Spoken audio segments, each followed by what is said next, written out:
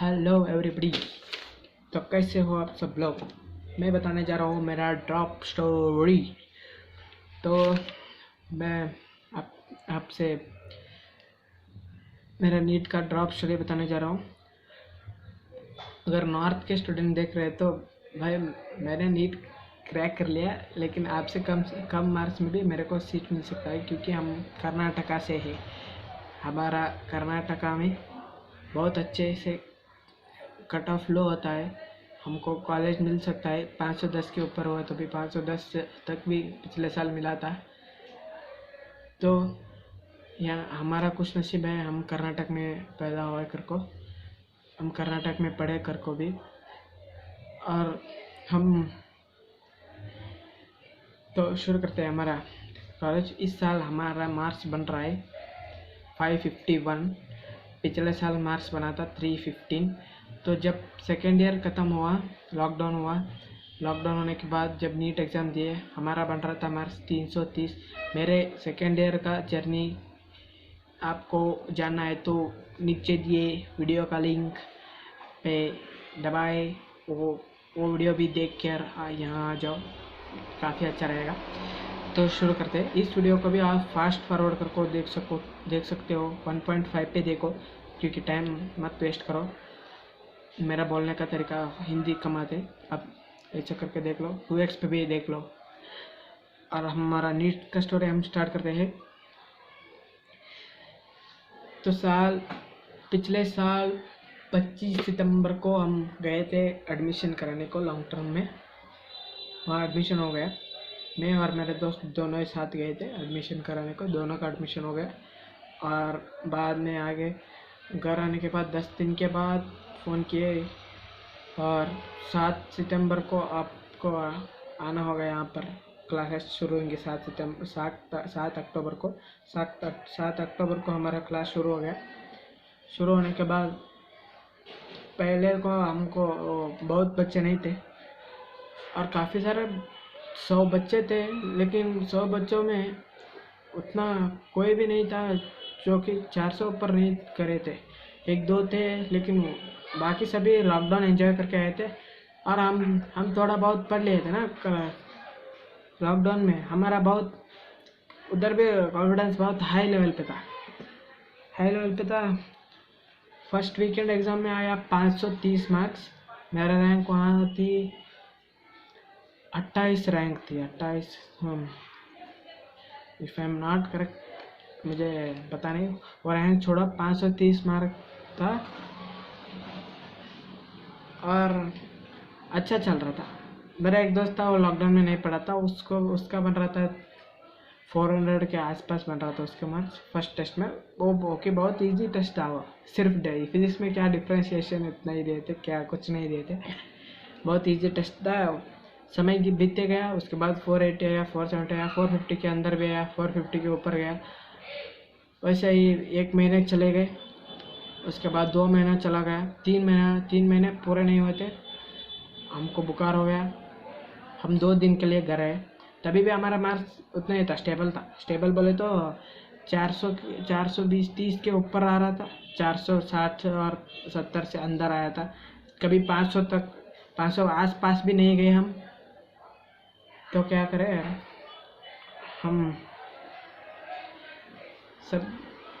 हम क्या किया, 2 दिन के लिए घर आए थे और फिर वापस गए। फिर हमारा मार्क्स का उतना भी नहीं अच्छा रहा था। जब 2 दिन के घर आने के बाद उसके बाद वीकेंड आया था, उस पे हम किए थे 472 मार्क्स किए थे, 472। उसके बाद ऐसा ही समय बीतते गया, फिर से मार्क्स डाउन होने लगे, लेकिन 400 के अंदर नहीं आया। ऐसा तो सच बात है, 400 के अंदर नहीं आया, लेकिन 500 के ऊपर भी नहीं आया। कोई भी टेस्ट 500 के ऊपर नहीं आया। सच में मैं बुक पे हाथ रख के बोल रहा हूँ, देखो बुक पे हाथ रख के बोल रहा हूँ, 500 के ऊपर नहीं आया, 400 के नीचे भी नहीं आया कोई टेस्ट में। लास्ट में आया 400 के नीचे, लेकिन वो वहाँ तक 400 के नीचे नहीं आया था। वैसे ही चलते गया। जब जनवरी एंड में आया, सभी बुखार हो गए थे ठंड की वजह से। हमको भी बुखार हो गया बहुत बुरी तरह से। हम 1 हफ्ते के लिए घर आ गए। हमने पढ़ा था, घर आने के बाद वहाँ का शेड्यूल बताता है, केमिस्ट्री 1 लेसन को कंप्लीट किए, बायोलॉजी कंप्लीट करने को नहीं हुआ, कुछ भी कंप्लीट नहीं करे, फिजिक्स भी कंप्लीट नहीं करे। फिजिक्स वहाँ एक ट्रैक, सर अच्छे थे, उनको पढ़ाने का तरीका नहीं अच्छा था, लेकिन एक सर तो बहुत अच्छे थे। बायोलॉजी तो बहुत हाई लेवल वाले थे, और केमिस्ट्री तो वो भी बहुत हाई लेवल के टीचर थे, बहुत अच्छे से पढ़ाते थे, बहुत मोटिवेट भी करते थे, दिन में डांटते भी थे और बताते भी थे, इम्प्रूव योर मिस्टेक्स करके सभी बताते थे, और किसी को डिग्रेड नहीं करते थे, ये तेरे से नहीं होगा ऐसा किसी को नहीं बोलते थे, सबको अच्छे से मोटिवेट करते थे। तो ऐसे समय बीते गए, और जब एक हफ्ते के बाद हम फिर से वापस गए नहीं, तब हमारा मार्क्स बन रहा था 408, जबकि हमारा पहले तो 430 तक तो आता था, 420 के ऊपर तो आता था। वहाँ 400 आने में भी हमको बहुत मुश्किल हो रहा था उस टेस्ट में। फिर उसके बाद जो एक टेस्ट हुआ उसमें भी 409 हुआ था, 408 या फिर 409। उसके बाद एक टेस्ट था, हाँ, उसमें 412 या फिर उतना ही था। उसके बाद कंसिस्टेंटली 3 टेस्ट में 420 ही आए, 420 424 है, 420 है, 3 टेस्ट में 420 के 20 में ही अटका था मैं। तो मम्मी को फ़ोन करने में भी बहुत डर लगता था, अरे क्या बताऊँ इनको फ़ोन करके। फिर मैंने डिसाइड कर लिया, मैंने नंबर ऐड नहीं किया था घर वालों का, और रिज़ल्ट जो भी सेंड करते थे इनको हमारे घर को नहीं आता था। फिर हमने क्या है, जितने भी मार्क्स है घर में बताने दो, लेकिन वो एक अंदर मत रखने देने का, इसलिए मैं घर का नंबर दिया, और मेरे मामू को वो मार्क्स आता था।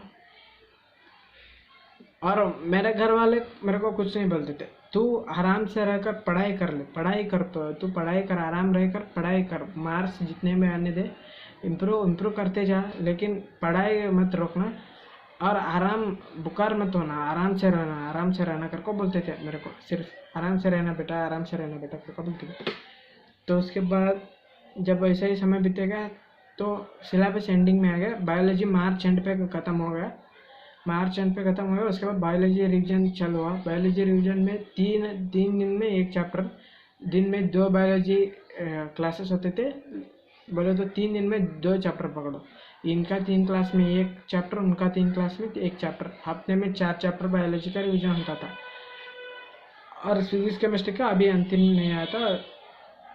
जब अप्रैल स्टार्ट हुआ तो नीट का डेट्स अनाउंस हुआ, डेट्स अनाउंस होने के बाद रजिस्ट्रेशन छोड़े अप्रैल 6 को, और अप्रैल 6 को छोड़ने के बाद हमको घर छोड़े, अप्रैल 17 को घर छोड़े हमको एप्लीकेशन फॉर्म भरने के लिए। अप्रैल 17 को घर आए, तब केमिस्ट्री का कंप्लीट हुआ था सिलेबस, फिजिक्स का अभी 2 चैप्टर्स बचे थे, EMI नहीं, AC, और लास्ट में EMW का, और सेमीकंडक्टर्स का भी 1 चैप्टर बचा था। तो हम घर आ गए, घर आने के बाद हमने डिसाइड कर लिया 1 हफ्ते तक नहीं जाएंगे, क्योंकि फिजिक्स पढ़ के जाना है। हमने AC पढ़ाई की, और ड्यूअल नेचर पढ़ाई की, एटम्स पढ़ाई की, न्यूक्लियस पढ़ाई की, वो भी 1 शॉट से, वो भी उम्मीद बैच से, जो भी पढ़ाई की उम्मीद बैच से किया।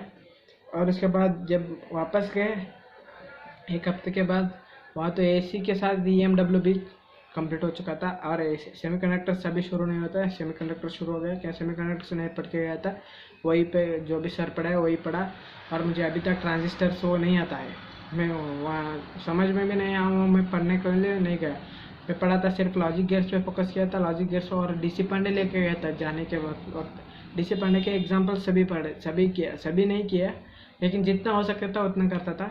DC पांडे के एग्जाम्पल्स करता था। जब उनका केमिस्ट्री और फिजिक्स का रिवीजन स्टार्ट हुआ, DC पांडे का एग्जाम्पल सॉल्व किया।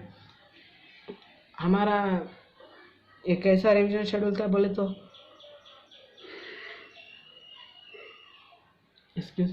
हमारा कैसा रिवीजन का शेड्यूल बोले तो 5 लेसन्स पर वीक फिजिक्स और केमिस्ट्री के दोनों, 1 दिन में कंप्लीट करने का चैप्टर, 2 दिन में कंप्लीट करने का चैप्टर हम 1 दिन में कंप्लीट करना था।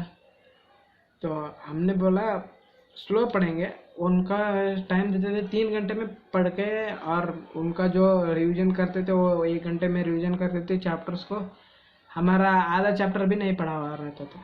तो धीरे धीरे स्पीड अप होते गए, लेकिन बाद में हम एक्सटेंड कर देते हैं। देखो आप डेली शेड्यूल बनाते हैं, अगर 3 बजे तक एक चैप्टर पढ़ना है, 1 से 3 बजे तक एक चैप्टर पढ़ना है, अगर 3 बजे तक नहीं हुआ ना उसको एक्सटेंड करो भाई, एक्सटेंड करो। आपको टाइम से नहीं मतलब है, आपको उस कॉन्सेप्ट को आना चाहिए। आपको टाइम फिर से हम रात में थोड़ा एक्सटेंड करेंगे, थोड़ा लेट सोएंगे, लेकिन उसमें अंदर अंदर उतना ये मत करो। लेकिन कॉन्सेप्ट आना है, ज़रूरी कॉन्सेप्ट बहुत अच्छे से पढ़ना चाहिए। इतना ज़रूरी नहीं कॉन्सेप्ट वो छोड़ सकते हो। लास्ट में फिजिक्स का उतना तुम्हें टाइम भी नहीं रहता, तुम्हारा दिमाग भी उतना नहीं चलता फिजिक्स का उतना करने के लिए। केमिस्ट्री करते रहो। और बायोलॉजी तो हमारे सर बहुत अच्छे थे, बहुत 2 टाइम रिवीजन किया हमने। दो बार रिवीजन करने के बाद हम टेस्ट देने गए। ऐसा रिवीजन शेड्यूल गया। जब मई एंड आया और जून पहले में हमारा कर्नाटका KCET एग्ज़ाम्स पास आए, और रिवीजन का भी शेड्यूल कहाँ पहुँचा था, 2 दिन में CET एग्ज़ाम है तभी शेड्यूल ख़त्म होता था, तभी हमारा बायोलॉजी का सेकेंड एग्ज़ाम होता था। 1 दिन में 1 चैप्टर कंप्लीट करने के लिए वो कर रहे थे। हम सेकेंड ईयर पढ़ रहे थे, क्योंकि CET में सेकेंड ईयर बहुत रहता है। हमारे CET के 1 महीने के बाद नीट एग्ज़ाम था। हम सेकेंड ईयर का बायोलॉजी रिवीजन कर चुके थे, सेकेंड ईयर का रिवीजन कर रहे हैं। CET एग्ज़ाम दिए जून 15 को, और उसके बाद 1 महीने बचा था। उस 1 महीने बहुत इम्पोर्टेंट रहता है। लास्ट 1 महीना जो रहता है ना भाई तुम्हारा नीट के पहले, वो बहुत इम्पोर्टेंट रहता है भाई। तुम जितने पहले मेहनत किया हो उतना ही आपको इसमें 1 महीने में ही करना होता है, क्योंकि ये टेस्ट बहुत इम्पोर्टेंट होता है आपका। सभी टेस्ट में आपको मार्क्स जितने भी मेरे बताऊँ मेरे मार्क्स कितने थे रिवीजन में भी, मेरा 350 के ऊपर और 400 के अंदर, 350 के ऊपर 400 के अंदर आए सभी टेस्ट में। और जब CET के बाद में भी टेस्ट, 1 दिन को 1 टेस्ट होता था, उसमें भी ऐसा ही रहता, 350 के ऊपर 400 के अंदर, 350 के ऊपर 400 के अंदर। 400 के ऊपर गया ही नहीं हमारा, सच बता रहा हूँ। जब गया लास्ट 2 ग्रैंड टेस्ट में गया, लास्ट 2 ग्रैंड टेस्ट में 450 बन रहे थे, लास्ट ग्रैंड टेस्ट में पूरा लास्ट। और बीच बीच में थोड़ा हल्का फुल्का 400 के पास आते थे, लेकिन फिर से गए। हमारा रैंक आता था 300 बच्चों में, हमारा रैंक आता था 100 रैंक आता था, 100 रैंक मतलब 100 के ऊपर भी गए। एक बार 138 रैंक आया हमारा। लेकिन हमारा विजन यही था। मेरा एक दोस्त था सदाशिव को और पवन कुमार कर को, ये दोस्त बहुत हेल्प किए। और भी बहुत दोस्त है, मैं मेंशन करते जाऊँ तो एक को मेंशन किया, एक को नहीं किया, लेकिन ये दोनों बहुत हेल्प किए मुझे। इनका नाम बताना बहुत ज़रूरी होता है मेरे लिए। जब ग्रैंड टेस्ट शुरू हुआ, हम डेली क्या करते थे मालूम है क्या? ग्रैंड टेस्ट को कंप्लीट किए, उसके बाद की आंसर देख लिया। जब सर आते थे, केमिस्ट्री सर आते थे की एक्सप्लेन करने के लिए, हम सभी जो सर सवाल करते हैं कैसा वैसे ही सवाल कर लेता था, सभी लिखता था। ये जो भी आता है ना सभी लिख लेता था, जो भी हो। वो सिंपल क्वेश्चन लेवल, सिर्फ उसका नाम तो लिख लेना था, चाहिए था मुझे। वो सभी लिख के लेता था। कुछ लोग ऐसा बैठ के सिर्फ देखते रहते भैया, हाँ बोलो क्या है कि आंसर, हाँ इसका करना था क्या, हाँ हमको बताया नहीं था। जब आप की वो टेस्ट को एनालाइज करना सीखते हो, सर कैसे सॉल्व करते हो वैसे सॉल्व करते हो, तो फिर आप अगला टेस्ट में जाते हो तब आपका भी दिमाग ऐसा ही चलेगा, इसको कैसा सॉल्व करना है, इसको कैसे सॉल्व करते हैं। आपको थर्मोडायनेमिक्स नहीं आता तो भी वो ग्रैंड टेस्ट से आप परफेक्ट हो सकते हो, इक्विलिब्रियम में भी परफेक्ट हो सकते हो, क्योंकि फार्मूला बेस्ड चैप्टर से भाई उसमें सभी परफेक्ट हो सकते हो। जितना कि आप पहले उन चैप्टर्स में तब भूल चुके होते हो तब ग्रैंड टेस्ट आने तक, तो आपको वो बहुत याद रखना चाहिए। ग्रैंड टेस्ट बहुत इंपॉर्टेंट होता है। और मैं आगे की वीडियोज़ में बताऊंगा। मेरा आप डाउट पूछो कैसा, तो किसी भी टॉपिक को मैं बताते जाऊंगा। लेकिन जब ग्रैंड टेस्ट में सच में बता रहा हूँ, मेरे 450 लास्ट ग्रैंड टेस्ट में आए, उससे ऊपर नहीं गया। जब नीट का पेपर 5 दिन पहले हम घर आ गए, कोचिंग से घर आ गए। घर आने के बाद सिर्फ बायो पढ़े, पहले 2 दिन बायो कंप्लीट करने दो, उसके बाद 2 दिन केमिस्ट्री, 1 दिन फिजिक्स पढ़ेंगे करके हमारा गोल था। और पहले एक दिन बायो पढ़े, उसके बाद 2 दिन केमिस्ट्री पढ़े और आधा दिन फिजिक्स पढ़े, उसके बाद फिर से बायो में लग गए और केमिस्ट्री में लग गए। फिर फ्राइडे नाइट 2 चैप्टर्स नहीं पढ़ा था बायोलॉजी का, वो पढ़ा। सैटरडे सिर्फ बायोलॉजी छोड़ के नहीं पढ़ा। सैटरडे फर्स्ट पीयू का फर्स्ट लेसन से स्टार्ट हुआ मेरा, पूरा इवनिंग तक सेकेंड ईयर तक पहुंच गया था, सेकेंड ईयर में घुस गया था लिटरली। मैं नीट के पिछले दिन 2 बजे खाना खा के बैठा था, 2 बजे 7 बजे उठा, 2 बजे से 7 नहीं उठा ही नहीं, मैं उधर ही रिवीजन करते बैठा था।